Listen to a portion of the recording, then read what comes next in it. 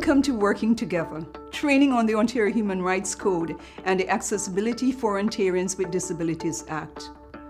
We'll show you how the code applies to people with disabilities and about your organization's duty to accommodate. We'll call the Ontario Human Rights Code the Code, the Accessibility for Ontarians with Disabilities Act, the AODA, and the Integrated Accessibility Standards Regulation, the IASR. They're all laws you must follow. This module describes your organization's rights and responsibilities under the Code and the AODA standards, as well as how they work together. The IASR under the AODA requires training about the code and how it helps people with disabilities. This module provides that training. The code has primacy.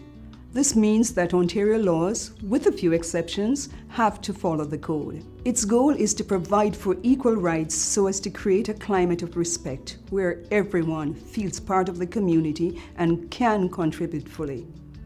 The code says people with disabilities must be free from discrimination where they work, live, and receive services, and their needs must be accommodated. The goal of the AODA is for Ontario to be accessible by 2025 by removing and preventing barriers so that people with disabilities can participate more fully in communities. As part of the AODA, the Government of Ontario is developing and enforcing mandatory province-wide accessibility standards in key areas of daily life. The first regulation under the AODA was the Customer Service Standard. The next standards, Information and Communications, Employment, Transportation, and Design of Public Spaces, are contained in one regulation called the Integrated Accessibility Standards Regulation, or IASR for short. The Code and the AODA work together in various ways to promote equality and accessibility. The Code has primacy. It overrides the AODA and other provincial laws when there is a conflict. In fact, the AODA states that if there's a conflict between it and any other act or regulation, the law offering the higher level of accessibility comes first. The Code and the AODA are both provincial laws and both use the same definition of disability. They don't apply to the federal government and federally regulated organizations like banks, airlines, and interprovincial transportation companies. These are covered by the Canadian Human Rights Act. While the Code and the AODA work together, they have some important differences. Under the Code, when a person with a disability needs accommodation, there is a duty to accommodate. This means organizations may need to provide an individualized response to an accommodation request. The code applies to all Ontario organizations, regardless of type and size. This includes owner-operator organizations without employees.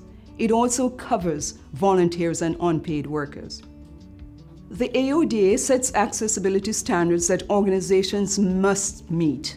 The human rights principles of the code help to inform and guide how AODA standards are to be met. The AODA standards apply to all organizations, public, private, and not-for-profit, with one or more employees in Ontario. Requirements depend on an organization's type and size.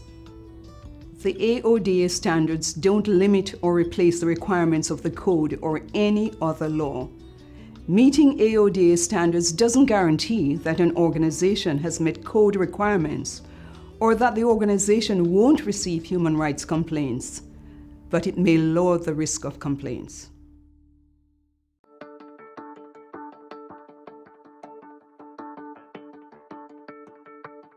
The code offers protection of rights, equal opportunity, and freedom from discrimination.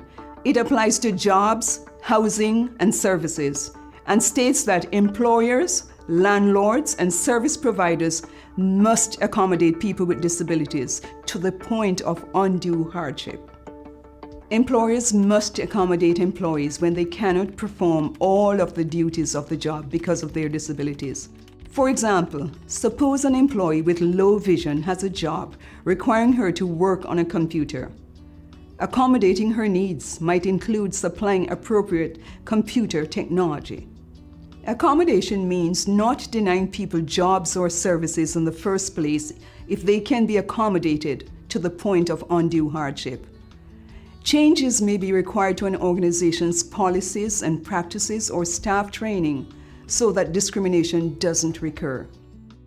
The code is not meant to punish. When discrimination happens, the goal is to fix the situation to provide equal opportunity for the person with a disability. The code promotes educating and working with organizations to make changes that prevent discrimination and harassment. Many people think of disabilities as noticeable physical disabilities, such as someone using a wheelchair. But not all disabilities are visible, and you can't always tell who has a disability.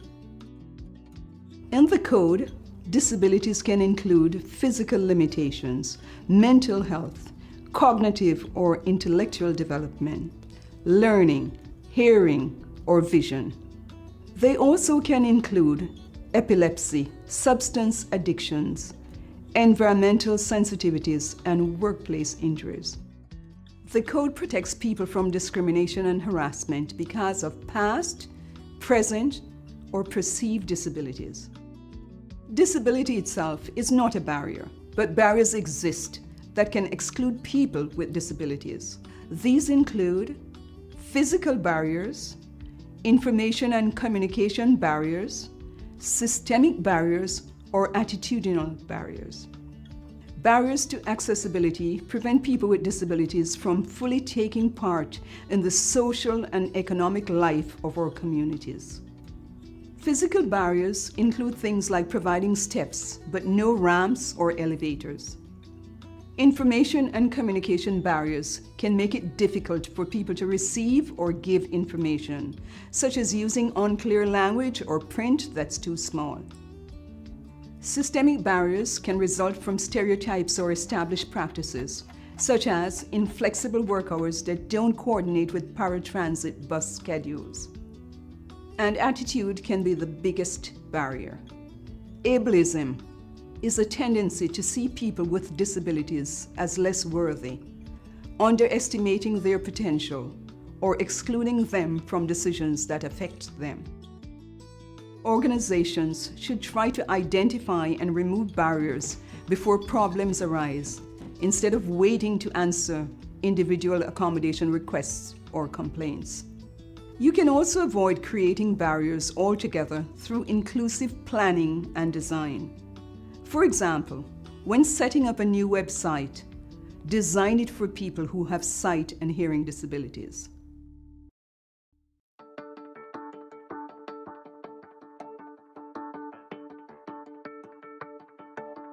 Accommodating the individual needs of people with disabilities is a legal duty under the code. This allows people to benefit equally and take part fully in the workplace, housing, and other services.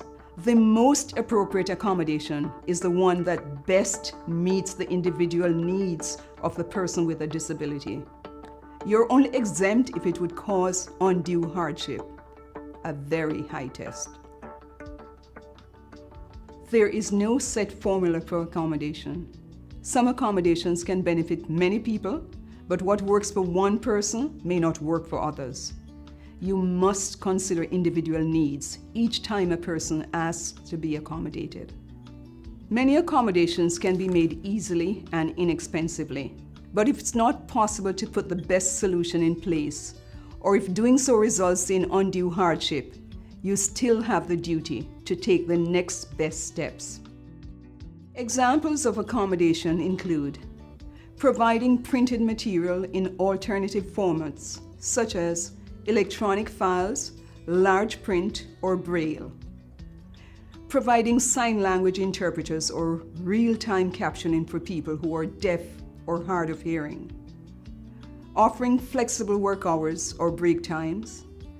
Modifying job duties, retraining, or offering alternative work. installing automatic door openers and accessible washrooms. Accommodation doesn't have to be provided if it causes undue hardship. Undue hardship is the legal limit of the duty to accommodate. It refers to situations where severe negative effects outweigh the benefit of providing accommodation. 3 factors are used to determine undue hardship. 1. Costs. Renovating an older building to make it accessible may be too costly for a small business. If the business must reduce staff or hours to provide the accommodation, then it may be able to claim undue hardship. 2. Are there external funding sources, such as grants or tax breaks, to reduce the accommodation costs? And 3. Health and safety considerations. For example, there may be undue hardship if the accommodation violates occupational health and safety regulations. Employers must try to keep all workers safe and still accommodate the needs of the worker with a disability. If a significant risk remains for others, it will be undue hardship. If a significant risk remains only for the worker with a disability, they might have the right to accept the risk. The courts have set a very high standard of proof. You must provide clear evidence if you are claiming undue hardship. Employers have a duty to accommodate the employee as fully and as promptly as possible in his or her job. Modifying job duties might be appropriate in some cases. If accommodation in the original job isn't possible or would cause undue hardship, consider other available jobs or retraining opportunities that could accommodate the employee in another job. You may be held liable if your organization fails to take steps over time to accommodate employee needs. Everyone involved must take part in the accommodation process. Sometimes outside experts can help too. If you need an accommodation, tell your employer, union, landlord, or service provider about any needs related to your disability and your job duties, tenancy, or the services being provided. Provide supporting information about your disability-related needs, including medical or other expert opinions where required. Get involved in seeking accommodation solutions to the best of your ability. An employer, union, landlord, or service provider must accept requests for accommodation in good faith. Act promptly, even if it means creating a temporary solution before a long-term one can be put in place. Ask only for information needed to provide the accommodation. For example, you may need to know that someone with vision loss is unable to read printed material, but not how or why she lost her vision. Actively seek appropriate accommodation solutions and ask for expert help if needed. Cooperate with other parties where necessary. Respect the dignity and privacy of the person asking for accommodation and make sure the accommodation process doesn't lead to reprisals against that person. Cover the costs of accommodation, such as any needed medical or other expert opinions or documents, to the point of undue hardship.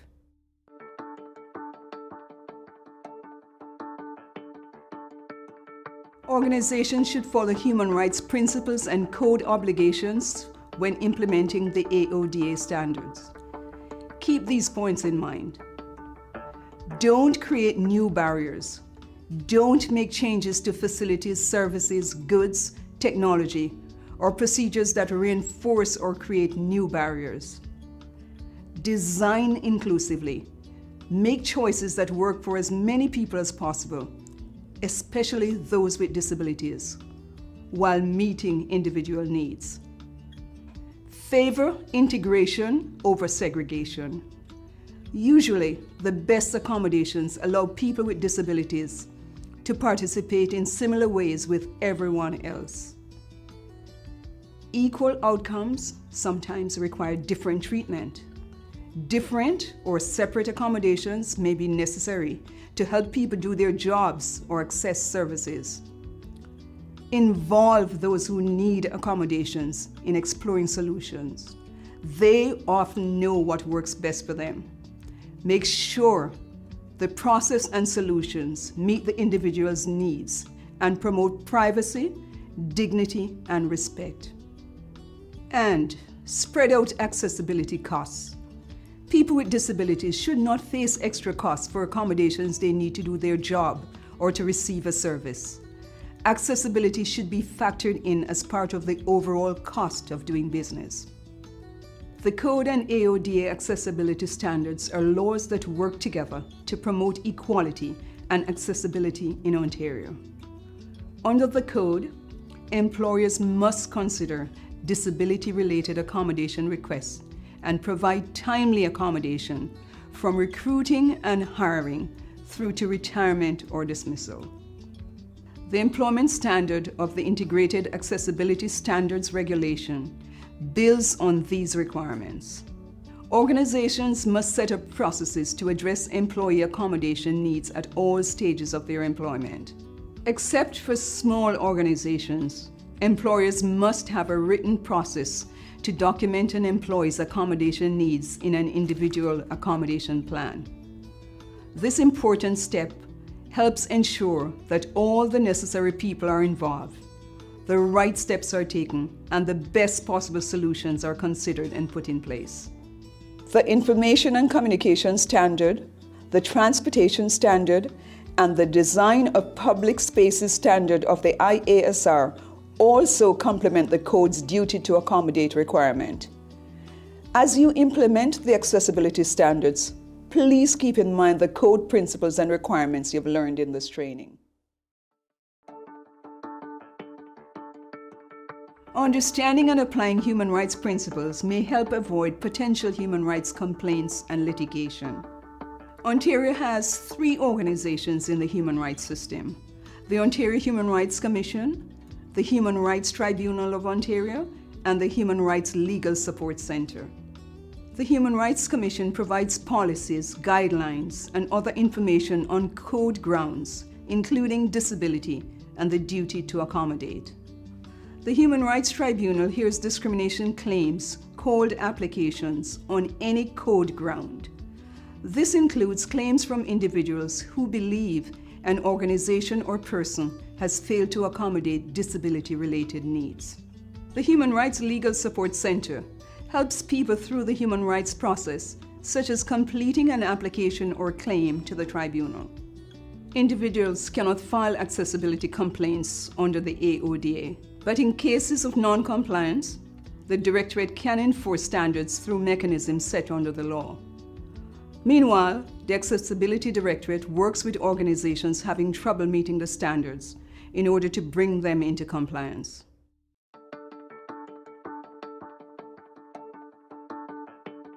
Today, you've learned how the Ontario Human Rights Code applies to people with disabilities and about your legal duty to accommodate. Let's recap some key learning points. The Code and the AODA are laws that work together. The Code protects every person's right to equal opportunities and to be free from discrimination. The Code has primacy, which means that Ontario laws, with a few exceptions, have to follow the Code. You also learned how the AODA accessibility standards complement the Code to promote equality and accessibility in Ontario. The AODA uses the same definition of disability as the Code. If the two conflict, then the Code prevails. Applying human rights principles and Code obligations may help in meeting the AODA standards. The AODA standards do not replace or limit the Code or any other law. Congratulations, you've met the training requirement on the Code as set under Section 7 of the IASR.